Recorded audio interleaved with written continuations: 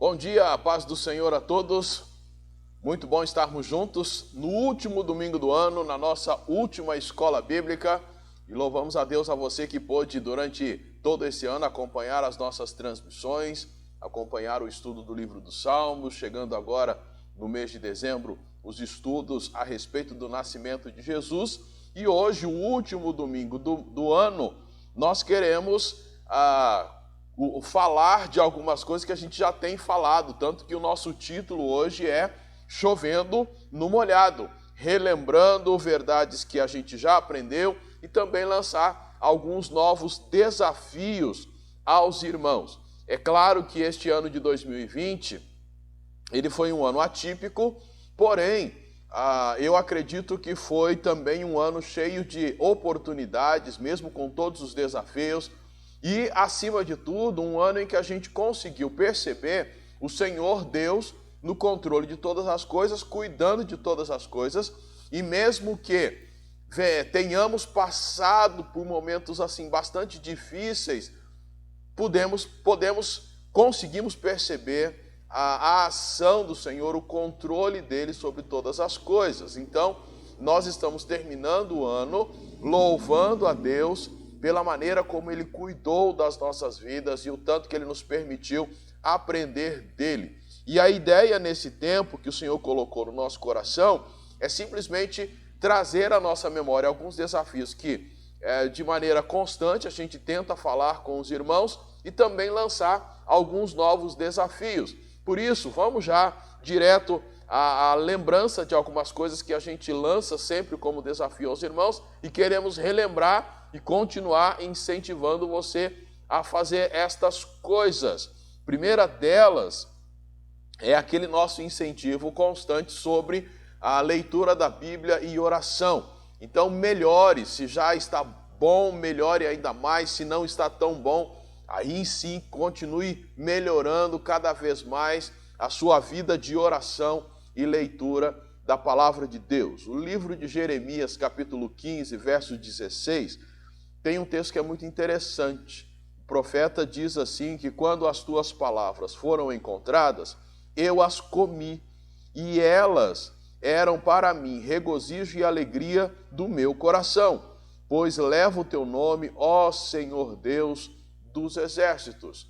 Jeremias capítulo 15, verso 16. O profeta disse assim, Senhor, eu levo o teu nome. Então, sendo assim, se eu levo o teu nome, quando as tuas palavras foram encontradas, eu logo as comi. E elas foram para mim alegria e prazer para a minha vida, para o meu coração. E é esse o desafio que nós queremos sempre deixar com os irmãos.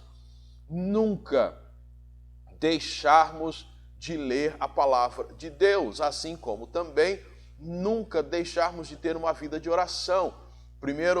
Primeira carta de Paulo à igreja em Tessalônica, 1 Tessalonicenses capítulo 5, versículo 17, tem um versículo bem curto, orai sem cessar. Esse é o nosso desafio. Então, vão aí algumas dicas bem práticas para a gente pensar na leitura da Bíblia e também na oração. Quanto à leitura da Bíblia, e a oração, reserve um horário do seu dia para que você possa ter aquele tempo específico para você ter o seu tempo de oração e o seu tempo de leitura da Bíblia. Dentro disso, escolha também na sua casa um local confortável, ou na sua casa, ou no seu trabalho. Alguns têm uma dinâmica de trabalho bem intensa, onde você só vai conseguir ter esse tempo tranquilo de leitura da Bíblia no trabalho. Mas ache um lugar, tempo e local adequado para que você possa estar lendo a Bíblia. Sabe quando a gente ia estudar e os professores sempre davam essa dica, olha, escolha um local que você vai poder assentar-se confortável, de maneira confortável, de maneira que você vai conseguir ficar um bom tempo ali estudando.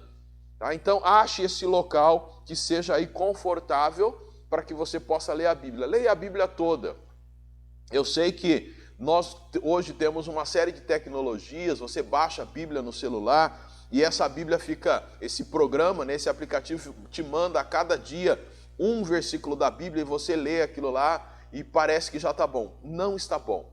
Um versículo por dia seria o mesmo que escolher das 3, 4 refeições que fazemos, escolher uma só e comê-la pela metade. Então tenta, além desse aplicativo que você tem, que você recebe esse versículo e repassa muitas vezes esse versículo, isso é legal, mas procure ler vários capítulos da Bíblia por dia, se você conseguir, e dentro desse projeto, leia a Bíblia toda, de Gênesis a Apocalipse. Terminou? Começa novamente. Com relação à oração, tenha listas de oração. Mas eu vou orar, eu não sei por que orar, e por isso as nossas orações acabam sempre só nos pedidos, a gente só pede, pede, pede. Tenha lista de oração. Faça para cada dia da semana uma lista. Por exemplo, um dia você vai ter a lista da família, vai orar pela família.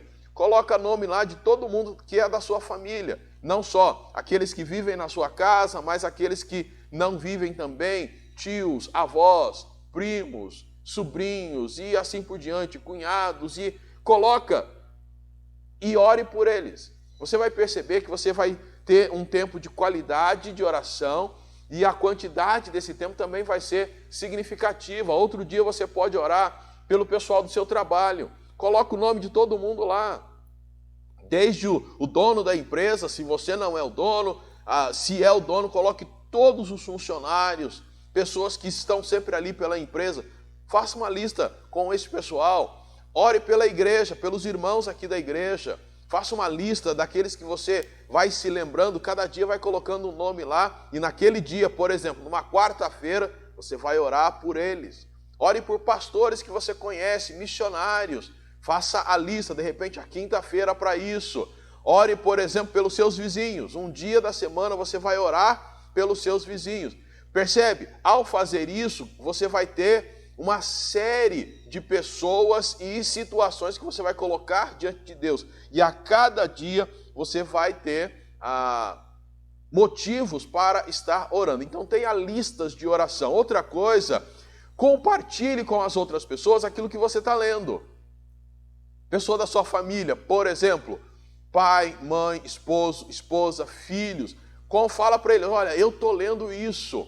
O líder da casa, é muito importante que nós, como líderes da nossa família, homens e mulheres, conversemos com os demais membros. E aí, o que você leu hoje? O que você está lendo? O que você achou mais interessante? Compartilhe também respostas de oração. Lembra que você vai fazer aquelas listas e de repente você vai estar orando por alguém e aquela situação se resolveu. Compartilhe com alguém, olha, eu estava orando por isso e Deus agiu. Louvado seja o Senhor. Então você vai compartilhando. Isso vai fazer com que você também motive outras pessoas da sua família a estarem lendo a Bíblia e orando. Então esse é o primeiro desafio que você já conhece e a gente está dando aí algumas dicas práticas de como você pode fazer isso. Com relação à leitura da Bíblia, uma coisa que funciona também muito legal, tente ler a Bíblia em versões diferentes. Então, esse ano você vai ler a Bíblia numa versão lá, por exemplo, a revista e atualizada. Aí no outro ano você pode ler a Bíblia revista e corrigida. No outro ano você pode ler a Bíblia viva. No outro ano você pode ler a nova versão transformadora. No outro ano a nova versão internacional. No outro ano século 21. No outro ano, a mensagem. Já percebeu quantos anos se foram? E cada ano você está lendo a Bíblia numa versão diferente, com uma linguagem um pouquinho diferente. Você pode ler na nova tradução linguagem de hoje. Você pode ler a Bíblia King James e tantas outras que existem e que você pode ler e aprender, enxergar o mesmo versículo com uma versão diferente e isso poderá te chamar mais a atenção. Então, são algumas dicas que nós deixamos aí para que você melhore a sua vida de oração e a sua vida de leitura da palavra. Isto individualmente, mas como família, melhore o culto doméstico. Essa segunda dica. Culto doméstico, a gente já citou em algumas ministrações aqui aquele Salmo de número 78. Abra aí a sua Bíblia se você quiser. Salmo capítulo 78, verso 2 em diante. abrirei minha boca em parábolas, proporei enigmas da antiguidade, o que temos ouvido e aprendido e nossos pais nos têm contado. Não os encobriremos aos seus filhos, contaremos às gerações vindouras sobre os louvores do Senhor, seu poder e as maravilhas que tem feito. Esse é um versículo que a gente usa para ilustrar isso. Nossos pais nos contaram, não vamos esconder isso dos seus filhos, filho dos nossos pais. Parece ser a ideia dos netos deles, então dos nossos filhos, e nem as gerações futuras. A gente vai contar para eles. É a ideia que a gente sempre usa para falar do culto doméstico. E o que é o culto doméstico? É aquele momento em que a família se reúne, num período aí de 10 minutos por dia, para juntos lerem a Bíblia e terem um tempo de oração. E aí vale as mesmas dicas. Escolha um horário que seja adequado para todos da família. Se não for possível reunir todo mundo, os pais aí podem se organizar para terem um tempo com um filho, depois pode ter tempo com outro filho, ou o cônjuge vai ter o seu tempo, depois vão ter com os filhos. A ideia é conversem e planejem. E de repente em um dia da semana, quem sabe o final da semana, seja possível reunir todo mundo. Mas a ideia do culto doméstico é que ele aconteça diariamente. Então escolha o melhor horário, escolha o melhor local da casa. Qual o melhor lugar da casa? Um local onde todos poderão estar confortáveis, talvez não tão confortáveis, para não distraírem, mas um local que todos podem ficar assentados, confortáveis e atentos ao tempo de leitura da Bíblia e oração. Nesse tempo, a gente sugere também que seja feita a leitura de livros inteiros da Bíblia. Olha, como família, nós vamos ler o livro de Mateus. Vamos ler um capítulo a cada culto doméstico. E em 28 dias vocês vão ter lido o livro de Mateus. Se não tem filhos, o casal pode fazer? Claro, e deve fazer. Se tem filhos pequenininhos, devem fazer, mas ele não presta atenção, deve fazer. De repente, a bebê ou o bebê ainda está lá no ventre da mãe, já pode participar do culto. Recém-nascido já participa do culto. Naquela época em que eles não param, pode participar do culto e já vão aprendendo da palavra de Deus e também a própria reverência diante do Senhor, no sentido de quando estão em culto. Tudo isso pode ser feito. Tem filhos adolescentes, dá para fazer? É possível fazer. Aí é mais fácil no sentido de conversar, mostrar a importância, ajudar o filho a experimentar do Senhor, questão da vida de oração, leitura da Bíblia, culto doméstico, servindo também para incentivar a todos a terem o seu tempo individual de leitura e oração. Se mora só o casal, é fácil fazer. Se tem filhos pequenos, dá para fazer. E se é sozinho? Dá para fazer também. Vamos imaginar que você more sozinho. Pense em outros irmãos ou irmãs que também são sozinhos. Marque com eles um dia da semana para que vocês tenham o culto doméstico. Ah, mas não tem ninguém em casa. É verdade, mas tem outros irmãos e irmãs da igreja que também são sozinhos. O que pode fazer? Vamos marcar um dia para a gente ter o nosso culto doméstico? Vamos criar, vamos dizer assim, uma família entre nós que estamos sozinhos, em situação de morar sozinho, alguma coisa assim. Vamos ter o nosso culto doméstico. E aí você vai conseguir fazer isto. O culto doméstico, meus irmãos, traz grandes benefícios para a família. Aumenta o diálogo, a comunicação melhora na família. Alguns temas podem ser trabalhados. Por exemplo, caráter pode ser trabalhado, porque você vai estar lendo a Bíblia, vão estar orando, vão estar conversando. O caráter dos filhos pode ser formado. Algum desvio de caráter no seu cônjuge, que você casou recentemente e agora está percebendo algum desvio de caráter, isso pode ser trabalhado por meio da oração e da palavra de Deus dentro do culto doméstico. A questão, por exemplo, de carreira, profissão, isso pode ser trabalhado no culto doméstico, com os filhos, pensando no futuro deles, por meio da oração e da palavra, mas com cada um já, de repente é só o cônjuge, mas pode ser trabalhado esse tema entre o casal. A situação pode não estar legal no trabalho, como que a gente vai trabalhar isso, como a gente vai lidar com isso? Bíblia e oração, culto doméstico, vai ser possível falar um pouquinho sobre a situação e juntos descobrirem em Cristo, por meio da sua palavra, a solução melhor para aquilo que deve ser feito. Vamos pensar, além do caráter e carreira, o casamento. Se tem filhos, orientar os filhos, mesmo que eles sejam pequenos, o que significa casar, como entender que é a pessoa certa para você ou não, quais os critérios a serem estabelecidos no culto doméstico. Bíblia e oração vai ajudar a família a ter esses critérios, a conversar com os filhos sobre esses critérios. Dentro dessa questão de casamento, vai entrar a questão de relacionamentos, com quem eles devem se relacionar, como eles devem se relacionar, assuntos às vezes que são tão complicados de conversar, de repente no culto doméstico vai surgir relacionamento sexual, quando que se começa, como que se faz, por que se faz, com quem se pode fazer, quando se pode fazer, tudo isso vai surgir ali. Tudo isso, lendo a própria palavra vai despertar algumas coisas que a família vai poder conversar, e acima de tudo a vida cristã. A vida cristã vai ser melhorada. Porque vai ler a palavra, vai orar, e aí a família vai começar a perceber algumas coisas que a gente faz não deve ser feita porque isso não agrada o Senhor.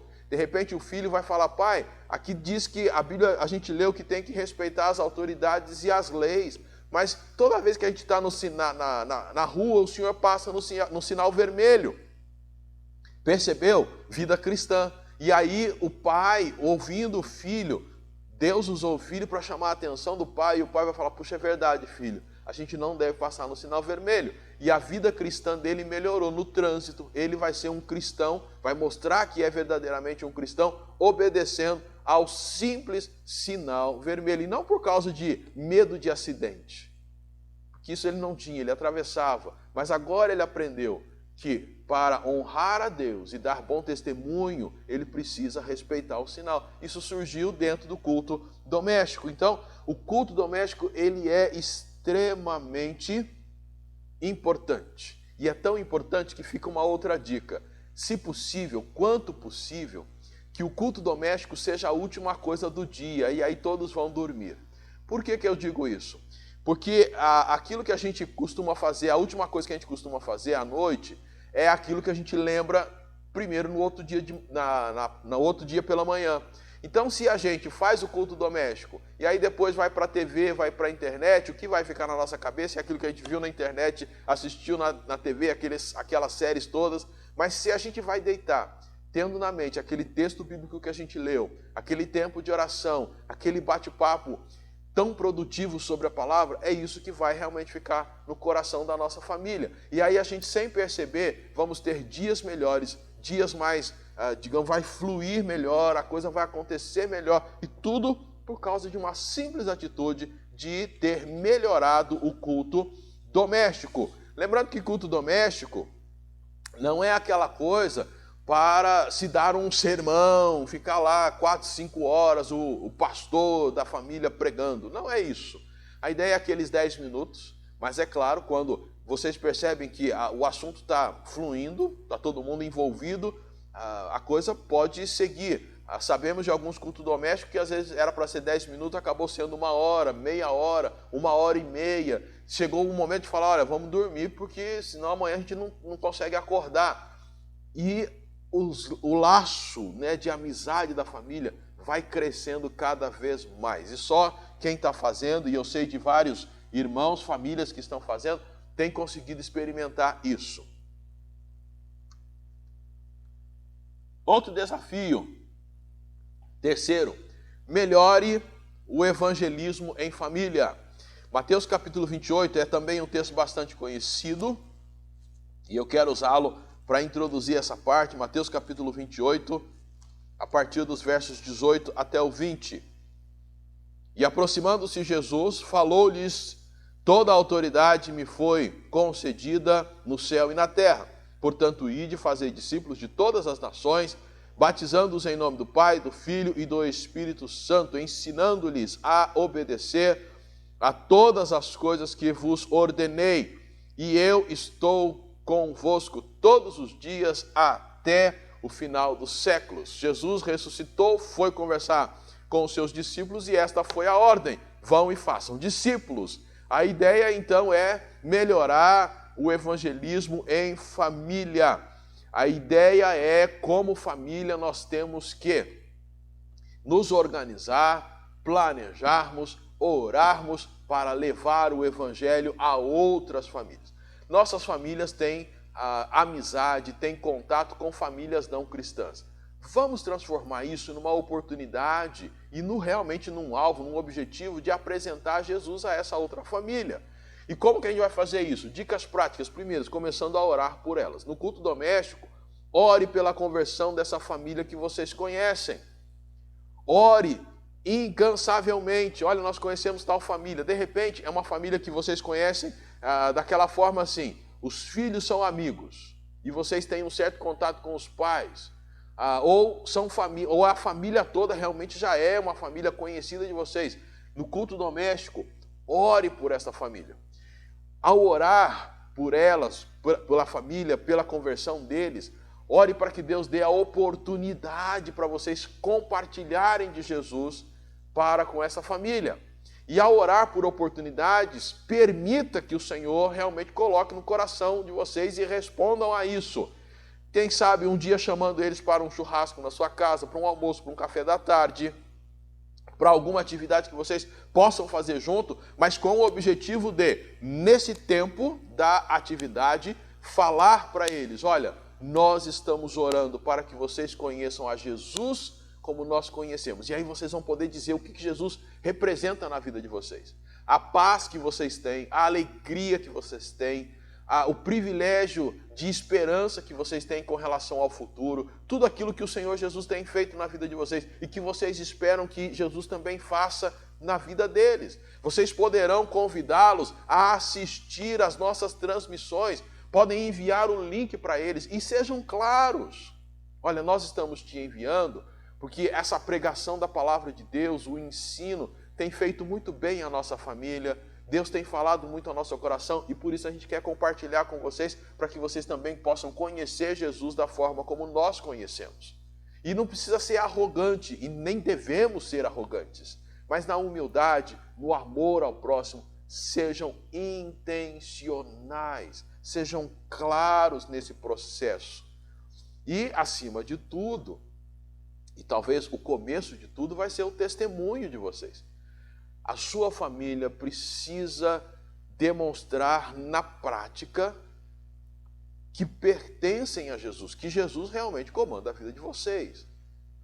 Lembra do sinal vermelho? Aquele teu vizinho, aquela pessoa que você está evangelizando. Se ele vê você desrespeitando as regras de trânsito, ele vai falar, mas que crente é esse? Se ele vê você mentindo, se ele vê você causando confusão, se você é aquele vizinho que cria problema com todos os outros vizinhos, se é aquele funcionário cujo comportamento na empresa sempre é ruim, sempre puxando o tapete de outro, aí o seu testemunho já vai colaborar contra a conversão daquela pessoa. Então a sua família tem que ter um comportamento exemplar. Culto doméstico vai ser muito bom para isso. Você vai conversar, por exemplo, com os seus filhos. Olha, filhos, na escola vocês têm que ser cristãos de verdade.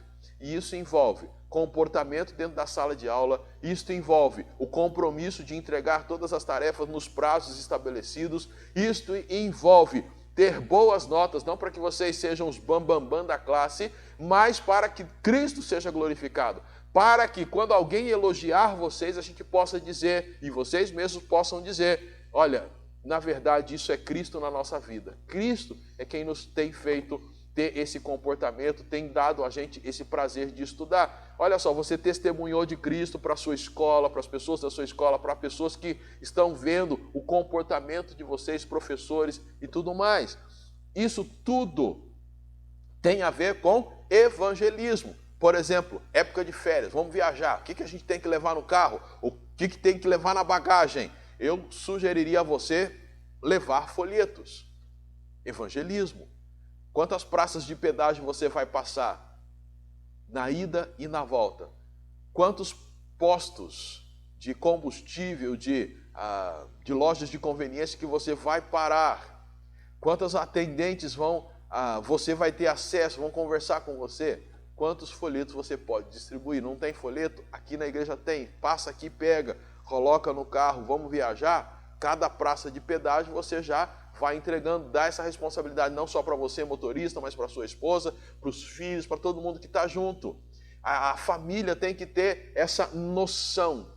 Precisamos melhorar a nossa vida de evangelismo, carregando folhetos no bolso, entregando para as pessoas, compartilhando com elas a respeito da pessoa do Senhor Jesus. Por quê? Toda autoridade me foi dada no céu e na terra. Nós temos essa autoridade que nos é passada por Cristo. Então a gente tem que fazer o quê? Ir e pregar o evangelho a toda criatura, fazendo discípulos, ensinando-os a guardar todas as coisas que o Senhor nos tem ordenado. E aí, então, a gente chega ao último ponto que eu coloquei aqui. De novo, tudo isso a gente está chovendo no molhado. São coisas que a gente tem falado com os irmãos, talvez não com dicas tão claras até então, mas hoje tentando ser um pouquinho mais específico em algumas dicas. Mas a última dica que eu tenho, melhore o envolvimento da família com missões. Atos capítulo 20. Atos 20, versos 22 até o 24.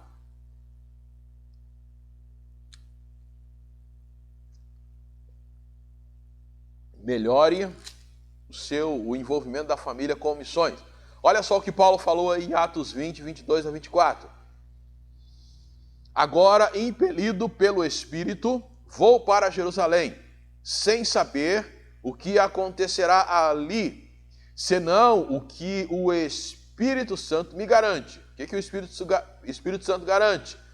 De cidade em cidade, dizendo que prisões e tribulações me esperam, mas em nada considero a vida preciosa para mim mesmo, contanto que eu complete a minha carreira e o ministério que recebi do Senhor Jesus, para dar testemunho do Evangelho da graça de Deus. Evangelismo e missões é muito próximo, mas quando a gente fala de missões, a gente está saindo um pouquinho do ambiente onde nós vivemos e indo para outro ambiente e até ambientes transculturais. Por isso que a gente usa essa expressão missões. Mas olha só o que Paulo diz. Ele era impelido pelo Espírito. Versículo 22. Nós também precisamos permitir ou aceitar esse impulsionar do Espírito, levando nossa família a envolver-se com missões. O apóstolo Paulo diz que ele era impelido e ele não impedia essa impulsão do Espírito, levando a se envolver com missões. Nossa família precisa permitir isso. Outra coisa que o apóstolo Paulo diz que é interessante, ele diz que sem saber o que me acontecerá.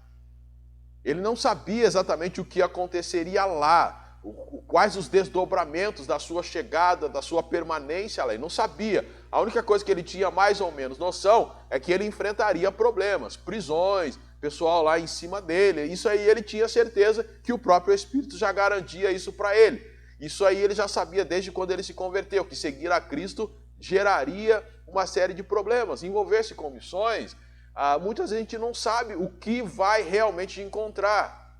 Mas essa, digamos, essa dose de coisa oculta, né, de surpresa, deve ou não deve impedir-nos de nos envolver com missões. Eu vou fazer uma visita a um campo missionário. O que me espera lá? Não sei. Mas a única coisa que eu sei é que Deus está no controle e que Ele vai conduzir tudo isso.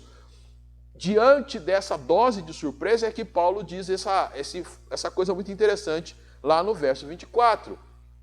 Mas em nada considero a vida preciosa para mim mesmo. A ideia de Paulo é: a minha vida é estar envolvido com a obra de Deus. Paulo tem uma visão que falta na maioria de nós. Para Paulo, a vida dele era para o ministério. Agora você vai falar, então Paulo ele era um pastor tempo integral, um missionário tempo integral? Necessariamente não, porque a gente sabe que Paulo morou em vários lugares e em vários lugares ele desenvolveu a sua profissão, que era fazer tendas. Então Paulo não era tempo integral na obra, vamos assim dizer. O que Paulo tinha na cabeça era o seguinte: eu sou um cristão e a minha vida é para servir no ministério do Senhor. E esteja eu tempo integral, no ministério, digamos assim, ou tempo integral, com tempo livre para fazer esse ministério, ou faça eu este ministério fazendo tendas. Para Paulo não tinha o que nós temos na cabeça, vida secular e vida cristã. Paulo não era um cristão que pensava assim, durante a semana eu preciso cuidar do meu sustento. E no final da semana eu me envolvo com as coisas de Deus. Paulo não tinha isso na cabeça. Para Paulo, de segunda a segunda, o tempo todo era servindo ao Senhor. Servindo ao Senhor, fazendo tendas. Com as pessoas que estavam do lado, ele mostrava por meio da sua vida, o seu testemunho, que ele era um cristão. Conversando com elas, ele apresentava o Evangelho. Ele não estava lá para ganhar a vida. Até porque o cristão ele precisava lembrar que nós, necessariamente, não temos, e eu espero que você entenda o que eu vou dizer, eu não estou falando para você deixar de trabalhar, mas o nosso sustento nos é garantido por Deus, não pelo nosso trabalho. Lembra lá de Mateus, quando fala para a gente não andar ansioso com relação à nossa vida? Olha para as aves do céu, para os lírios nos campos. Eles não fazem nada e o Senhor os sustenta. E vocês são menos do que eles. Deus há de nos sustentar. E aí então, por que então que o Senhor nos deu uma profissão? Por que o Senhor nos dá um trabalho? O Senhor nos dá um trabalho exatamente para cumprirmos o ministério que Ele nos deu lá nesse lugar. Afinal de contas, quem é que pregaria para as pessoas da área da saúde se você, cristão, não estivesse na área da saúde? Quem que pregaria o Evangelho para as pessoas da área da segurança se você, cristão, não estivesse na área da segurança? Quem pregaria o Evangelho para o pessoal do comércio se um cristão não trabalhasse no comércio? Quem pregaria o Evangelho para aqueles que vivem nas estradas se um cristão não fosse um motorista, não fosse alguém que trabalhasse nas estradas? Gente, nós precisamos parar para pensar isso. Deus te dá uma profissão, me dá uma profissão para quê? Para que Ele tenha os seus agentes, os seus missionários em todos os lugares. Você não está lá para ganhar vida, a tua vida está ganha em Cristo. Você tem tudo. Lembra de Elias lá na beira do riacho que secou? Deus mandou as aves trazerem comida para ele. Lembra do povo de Israel no deserto? Não plantavam. Não tinha como que eles vão comer? Deus dava comida no tempo certo, nunca faltou. As roupas deles nunca envelheceram. Gente, o Deus que cuidou dessa turma é o que cuida de nós. O teu trabalho, o meu trabalho, tudo que fazemos não é para ganharmos a vida. Nós temos até os recursos dali, podemos usufruir dele, é claro. Mas o nosso sustento está ganho em Cristo. O que eu tenho que fazer no meu trabalho? Só me preocupar com o salário que vai vir, em produzir mais para ganhar mais dinheiro? Não, eu tenho que me preocupar em apresentar o Evangelho. Eu já contei aqui a experiência que já me contaram a respeito do meu avô enquanto ele era verdureiro. As pessoas contam que a verdura murchava. Não estou dizendo que ele estava certo especificamente, mas a verdura era dele, era ele que plantava. A verdura murchava, mas ele apresentava o Evangelho. E pessoas que hoje estão na glória porque um dia ele entendeu que ele era verdureiro para poder passar de casa em casa e conversando com as donas de casa e com os maridos e apresentando o Evangelho. E essas pessoas aceitaram a Cristo. Então guarda essa coisa na tua cabeça. Você tem a sua vida ganha, Cristo te dá o sustento que você precisa. E olha, às vezes tem gente que tem um sustento que vai além das suas necessidades, sobra. Vive confortavelmente. Para quê? Para que você possa servir ao Senhor pregando o Evangelho lá no seu trabalho, para que você possa investir no reino de Deus. E para que você possa se envolver com a sua família cada vez mais em missões. Mas eu acho que deu para ficar claro, nós não temos vida cristã e vida secular. Nós temos uma vida para servir ao Senhor. E a profissão que Ele nos deu é porque Ele precisava de alguém para pregar o Evangelho na área que você atua. E esta pessoa quem é? É você. Pensa quantas pessoas você atinge. Se você trabalha no comércio, quantas pessoas passam por você? E aí quando elas vêm até você, elas veem o seu testemunho. Elas veem que você é honesto. Elas veem que você é correto. elas veem que você as atende com um olhar diferente. E tendo a oportunidade, você compartilha com elas a respeito de Jesus. Lembra aquele tempo de oração que você deverá ter na sua casa individualmente? Você vai estar orando pelos seus clientes, pelas pessoas do seu trabalho, pedindo a oportunidade para compartilhar com eles. Você é a luz que Deus colocou neste local de trabalho. Lembra, vós sois a luz do mundo. E ninguém acende uma candeia, não se acende uma luz para colocá-la debaixo de um cesto para ficar encoberta. Não, o Senhor acendeu essa luz em você e colocou você no comércio, nas estradas, na área da saúde, na área da segurança, na área da construção civil. O Senhor foi te colocando. Te colocou lá no call center para ficar ligando, oferecendo plano para as pessoas. Tem como apresentar Jesus ou ser luz neste lugar? Claro que tem. Alguém um dia vai atender e você vai poder conversar com essa pessoa e demonstrar que Jesus é o Salvador da vida dela.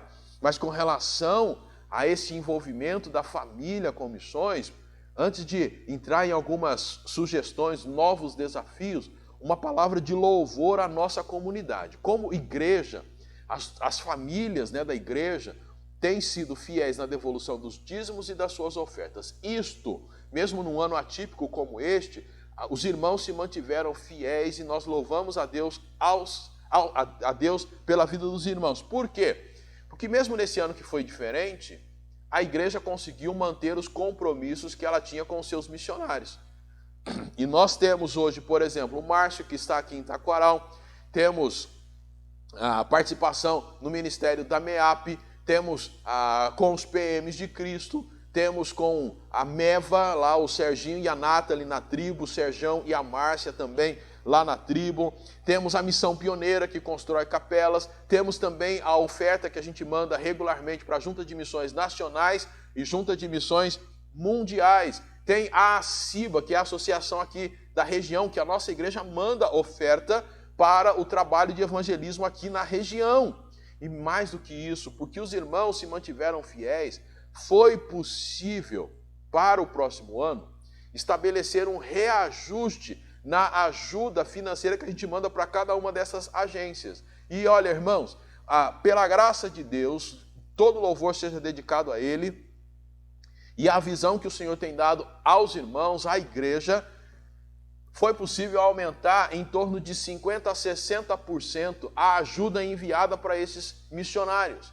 Então, olha só, num ano que foi atípico, os irmãos se mantiveram fiéis, sabemos que muitos mantiveram os cultos domésticos em suas casas, mantiveram a vida com o Senhor, participando das transmissões, e a igreja, fazendo lá os seus cálculos, percebeu, é possível reajustarmos a ajuda para os missionários que a igreja já está envolvida. E mais do que isso, foi possível aumentar mais uma agência. Lembra do pastor Genivaldo, por quem temos orado e acompanhamos um momento missionário com ele? A missão que ele cuida é a missão Seara, lá no Amazonas. E eles têm vários projetos, aquele projeto na área musical, mas tem também o projeto do seminário flutuante, em que eles levam o seminário, vão de barco, levam o professor até as populações ribeirinhas e atendem pessoas das populações ribeirinhas e também indígenas, que vão para lá 4 semanas durante o ano, em períodos espaçados, mais ou menos a cada 2 meses, eles têm um encontro de 1 semana, onde eles têm aula. Esses alunos, quando ficam essa semana, eles têm aula de manhã, tarde e à noite, eles têm refeição e têm todo o material apostilado que eles recebem. Depois eles voltam para suas aldeias ou comunidades ribeirinhas que eles moram e vão fazer as tarefas para depois trazer. Cada um desses alunos paga uma mensalidade. Então, todos os meses eles têm que pagar uma mensalidade, um valor, porque tem custo do professor que vai para lá. Muitos professores são de outros estados, tem que ir de avião até lá e depois a viagem do barco até lá. Só de barco é mais ou menos 1 dia de viagem para chegar na comunidade onde os alunos estão. Tudo isso tem custo, alimentação, material, apostila, tudo isso tem custo. A nossa igreja, só para os irmãos terem uma ideia, tá? A nossa igreja manda uma oferta, vai começar a mandar uma oferta lá para a Missão Seara, além da MEAP, além da Junta de Missões e esses outros que eu já citei. Mas só para os irmãos entenderem como que o seu envolvimento é importante, a oferta que a nossa igreja está mandando para a Missão Seara corresponde à mensalidade de 6 alunos. É como se a nossa igreja, porque a gente manda a oferta, aí eles aplicam da forma como eles entendem que é melhor. Mas é como se a nossa igreja tivesse adotado 6 alunos do seminário flutuante. É como se a gente estivesse pagando para eles o seminário deles. Se fosse lá com o ministério da área da música, é como se a gente tivesse comprado vários instrumentos, ou estivesse a cada mês comprando vários instrumentos. Isso é motivo de louvor a Deus e agradecer a Deus por sua vida. Mas aí, tá bom? Não, pode melhorar. É aí que vem um novo desafio. E o novo desafio é porque a gente entende que nós, como igreja, podemos fazer mais. E aí vem, além da contribuição, que os irmãos já têm contribuído e incentivamos a continuarem para que a gente possa fazer cada vez mais por missões, o novo desafio é: faça uma viagem missionária com a sua família. Vou melhorar essa frase.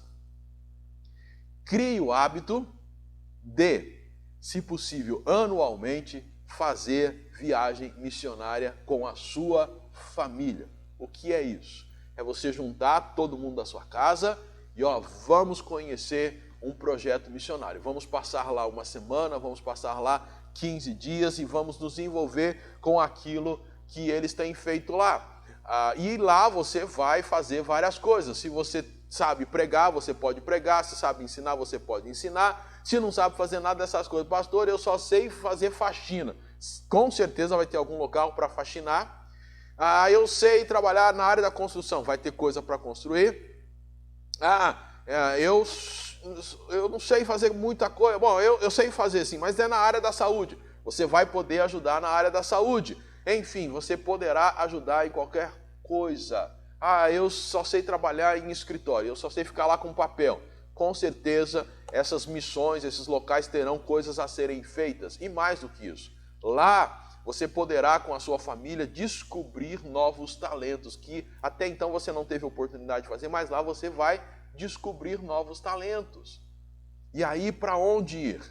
Bom, vamos começar devagar, né? Você pode conhecer o projeto que a nossa igreja desenvolve aqui no Hospital Júlia Pinto, que agora está parado, mas há de retornar. Toda quarta-feira o pessoal vai lá, leva lanche, né, café, leite, pão, e serve as pessoas que estão ali aguardando atendimento.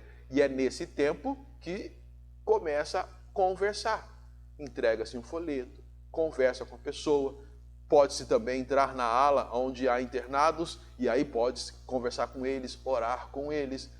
Evangelismo, você pode, como família, irem até lá. E eu gosto muito de usar essa expressão como família, porque eu entendo que a família, se possível, ela deve estar junta, e não só o marido, ou não só a esposa, ou um dos filhos, mas, se possível, todos estarem ali. Esse é um projeto. Quer ver um outro projeto que tem aqui na cidade, e faz parte de alguém que é ligado à nossa igreja, que é o Tielão, lá na zona sul da cidade, numa escola lá na zona sul, eles têm um projeto, de segunda, terça e quarta, se não estou enganado, onde eles oferecem cursos para os adolescentes ali daquela região e também para os seus familiares.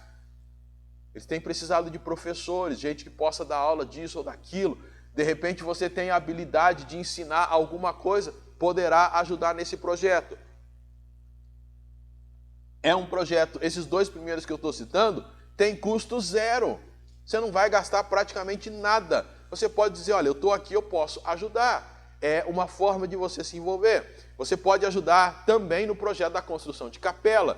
2021 vai ter aqui em Bebedouro, no mês de setembro, se tudo correr bem, como está sendo planejado, eles vão estar aqui na Terceira Igreja Batista por uma semana construindo a capela. Como família, você pode reservar essa semana para estarem lá, ajudando a carregar tijolo, carregar massa, ou também poderão estar ajudando na evangelização, visitação, indo às escolas apresentar o evangelho, Enfim, tem coisa para fazer. Custo zero, está dentro da cidade. Você pode começar a gastar um pouquinho e saindo da cidade. Você pode ir para Taquaral. Lá nós temos a Igreja Batista Nova Vida, missionário Márcio e a esposa Andréia estão lá. Você pode ir, por exemplo, num dia de domingo, quando retornarem os cultos, eu não sei se lá já voltou, mas ao voltar você pode assistir um culto lá, ver uma necessidade e pode se dispor com a sua família a atender aquela necessidade. Pode ajudar na área de ensino, na área de música, aquilo que o Márcio vai te orientar. Pode ajudar com visitação, pode fazer evangelismo de rua. Olha, eu sei orar, ótimo. Oração é a base de tudo. Então você vai ser o intercessor por aquele trabalho. Mas conhecer a cidade de vez em quando, estar lá, tem algum custo? Combustível, você vai sair daqui o tempo para ir até lá e voltar. Mas a sua família pode se envolver. Mas se você quiser, e aí a gente começa a te incentivar mesmo, você pode conhecer os projetos que a MEAP realiza. Missão Evangélica de Assistência aos Pescadores.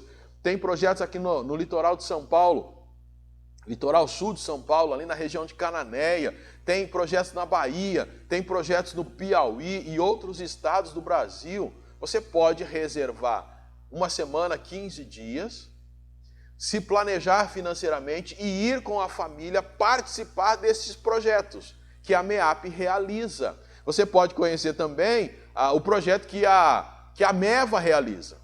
Imaginou passar uma semana, 15 dias, um mês, lá na aldeia com o Serginho e a Nathalie?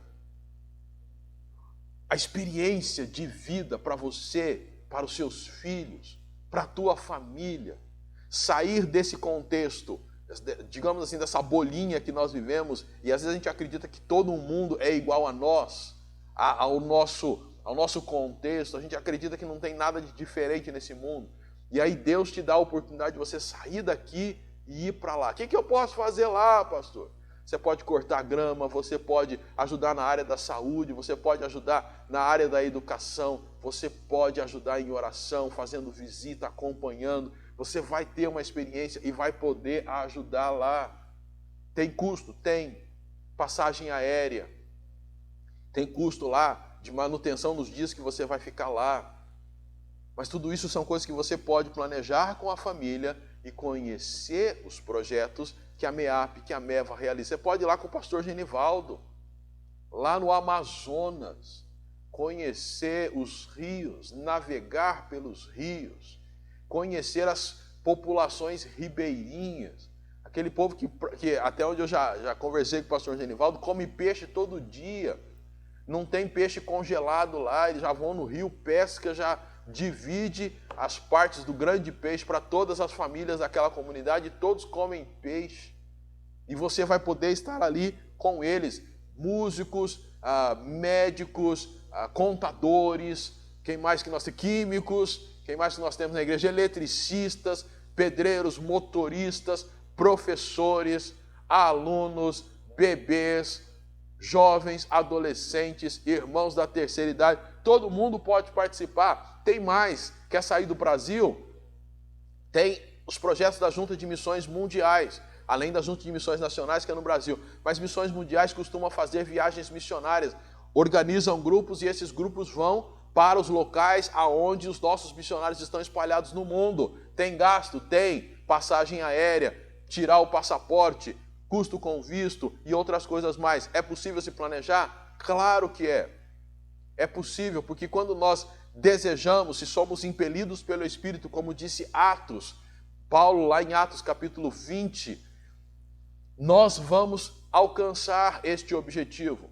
A família pode se planejar e todos estarem engajados nisso. Olha, nós vamos economizar para poder fazer uma viagem missionária. Então, esse final de ano, o presente, o valor do presente que cada um daria um para o outro, nós vamos guardar para a nossa viagem missionária. Esse será o nosso presente um para o outro. E a gente não vai comprar presente, também não vai dar abraço por causa da Covid. Então não vai ter nada esse ano, a não ser escutar os fogos que não vão ser explodidos esse ano também por causa da Covid. Então não vai ter nada, a gente só está reservando e esperando o grande momento de fazer a nossa viagem missionária. Irmãos, investimento na sua família.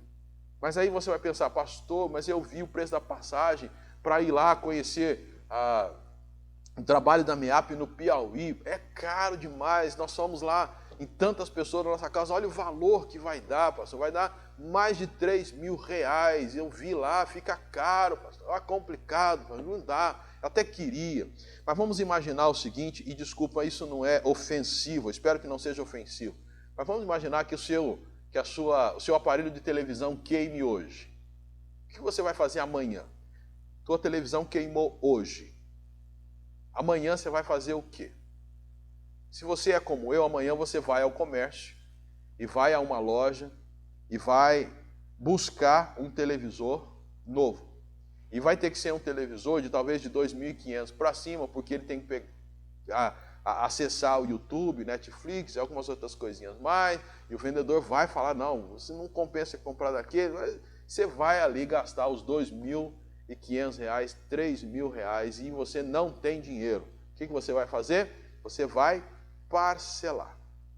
Você simplesmente vai parcelar, porque sem TV não se fica. É mais ou menos essa ideia, meus irmãos. Quando nós temos um motivo que nos impele, que nos empurra, a gente vai lá e resolve. E no caso de missões, nós temos o Espírito Santo que nos impele a isso. O problema é que a gente não aceita esse impulso. Aceite esse impulso. Planeje. Não estou falando para você entrar em dívida, não. Mas a ideia é planeje. Faça mais ou menos o cálculo. Quanto custa para eu fazer uma viagem missionária? Talvez é o mesmo que você gasta para ir para a praia. E não tem nada de errado ir para a praia. Só que, imagina, você vai e gasta um valor para ir à praia aqui do estado de São Paulo, próximo aqui, e de repente você tem o privilégio, como disse o pastor Glauber, de ir fazer missões no Piauí, fica 3 dias viajando pelas comunidades, e ainda ele reserva mais 2 dias para você conhecer os lençóis lá maranhenses, que é pertinho ali, né?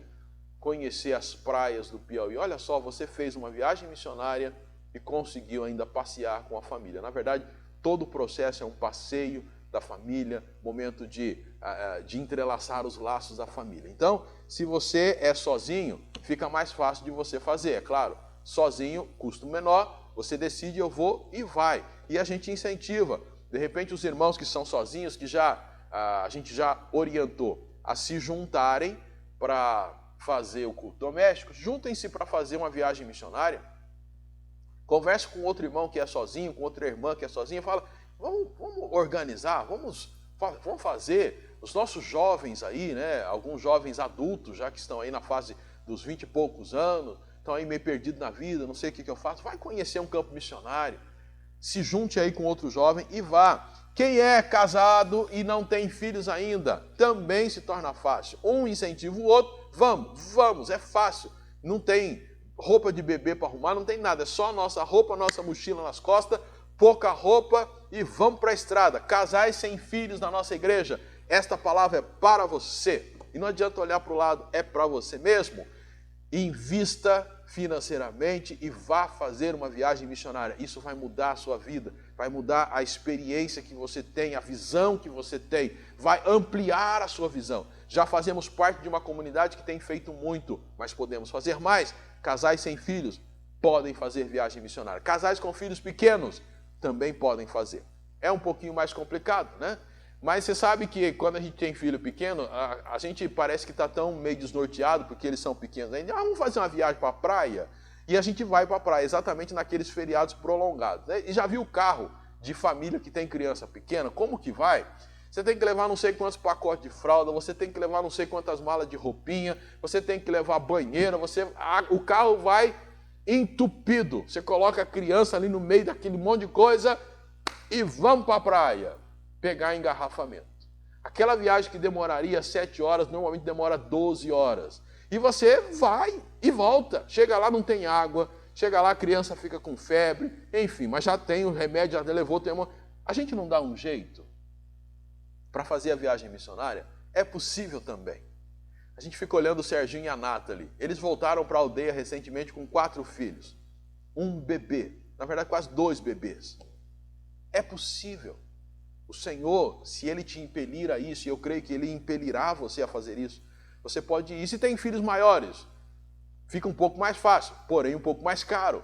Porque já não são mais crianças, talvez vão pagar passagens como adultos, e tudo vai ficar um pouco mais caro, mas também é possível? É, porque você pode conversar com eles. Filhos, é o seguinte, Vamos organizar para a gente fazer uma viagem missionária, vai ser uma experiência muito boa. E nisso você, como líder da casa, já está orando por isso, para que o Senhor realmente mova o coração da família, para que todos queiram e sintam prazer de participar. E mais do que isso, para que o Senhor promova de fato algo maravilhoso na vida de todos vocês enquanto lá. Filhos maiores, é possível, gasta mais? Gasta, mas é possível planejar. E aqueles que são da melhor idade, casados, os filhos já foram embora, só estão vocês. Dá para ir também?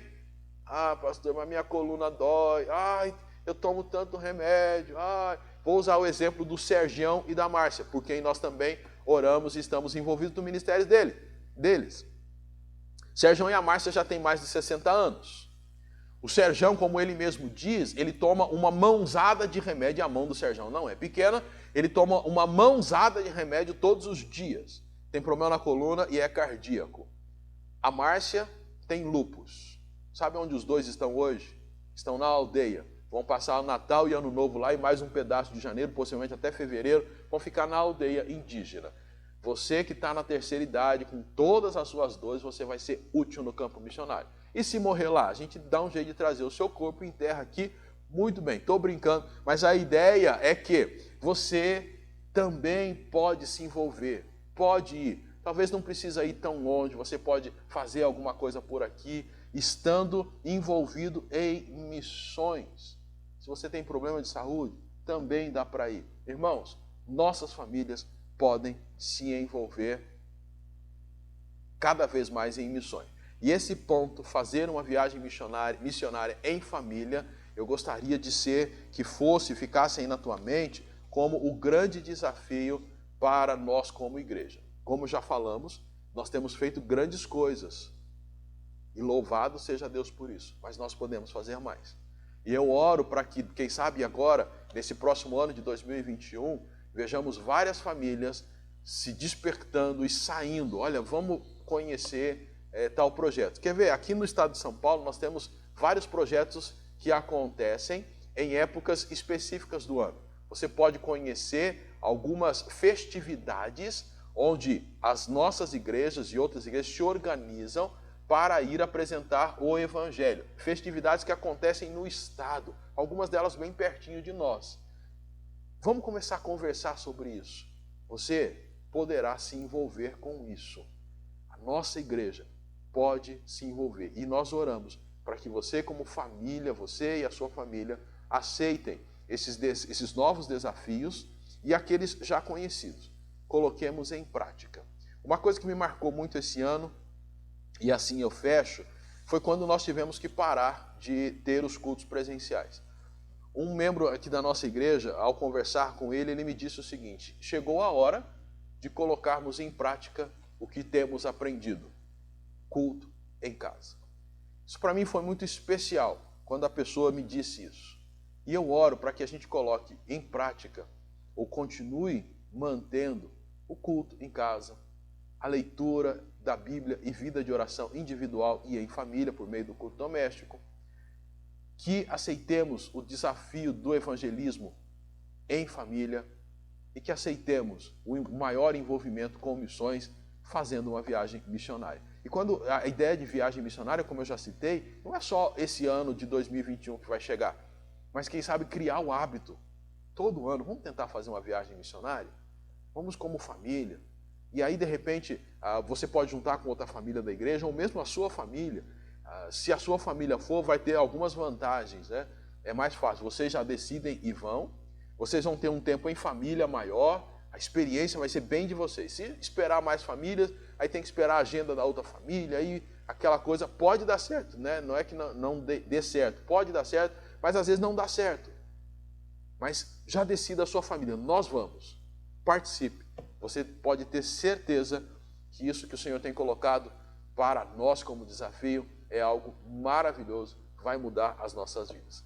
Oramos para que você possa ter um restante de domingo abençoado, essa semana aí, a última semana do ano também, um restante de semana abençoado, um ótimo início de ano. No próximo domingo pela manhã, dia 3, nós não teremos a nossa escola bíblica, então não teremos transmissão, somente o culto da noite. Então, como escola bíblica, receba aí o nosso abraço, um desejo de um abençoado restante de ano e um ótimo início de 2021. E juntos continuemos a caminhar com Cristo para a glória de Deus Pai. Vamos orar. Obrigado, Senhor, por esse tempo que falastes ao nosso coração, nos lembrando de coisas importantes que devemos sempre fazer como cristãos e, ao mesmo tempo, lançando a cada um de nós novos desafios.